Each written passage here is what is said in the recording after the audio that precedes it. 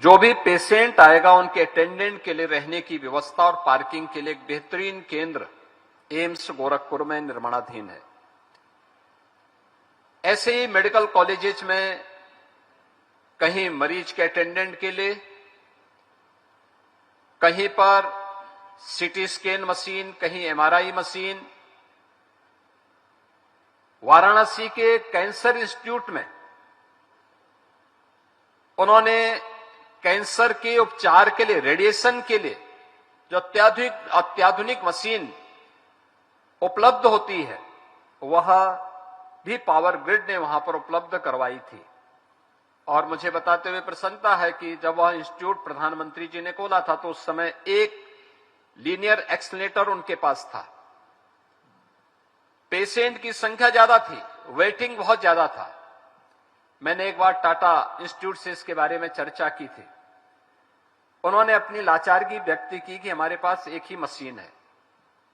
तो मैंने उस समय मुख्यमंत्री राहत कोष से उन्हें 26 करोड़ रुपए उपलब्ध करवाए थे। उन्होंने दूसरी मशीन ली और मुझे आज सुन करके, देख करके भी अच्छा लगा, क्योंकि लोकार्पण कार्यक्रम में मैं स्वयं वाराणसी में था।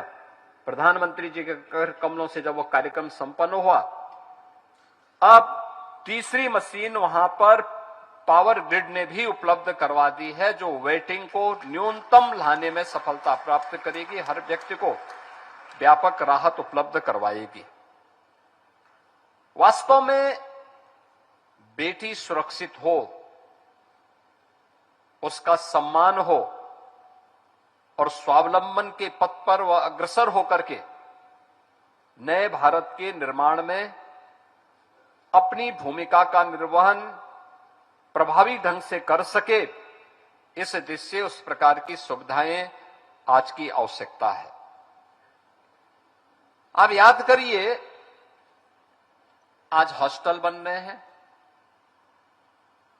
हर बड़े महानगर में हम कामकाजी महिलाओं के लिए श्रमजीवी हॉस्टल का निर्माण भी कर रहे हैं। कामकाजी महिलाओं के लिए किसी भी समाज में सुरक्षा का मानक क्या हो सकता है कि अगर महिलाएं बिना किसी भय के कार्य करने के लिए निकल रही हैं तो वह एक सुरक्षा के बेहतर परिणाम को प्रदर्शित करता है। 2017 के पहले यह एक चुनौती थी।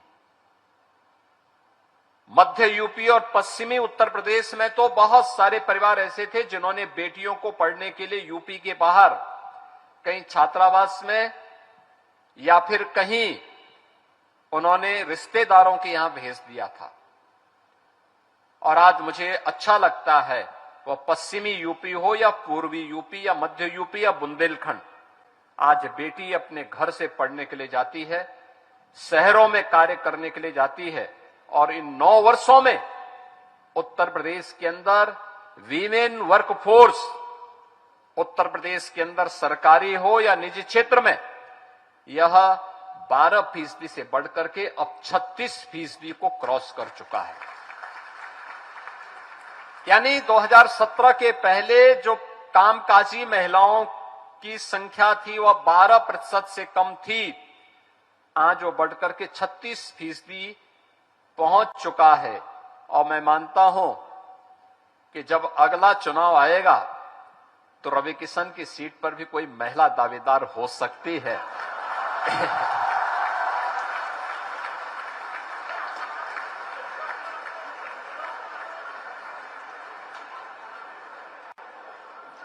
देखिए, लोग चाहते हैं कि आपसे छुट्टी मिल जाए।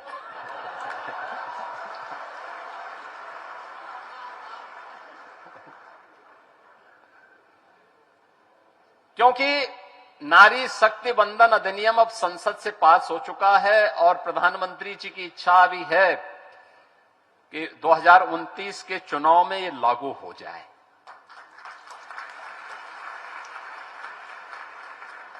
लेकिन उनकी सीट पे असर नहीं पड़ने वाला है, क्योंकि महिलाओं के लिए एक अतिरिक्त सीट बन जाएगी।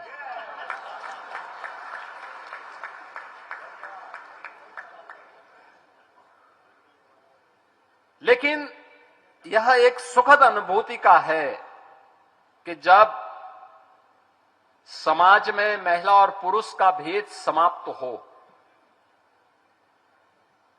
बेटी और बेटे के बीच में भेद करना अभिभावक बंद करे।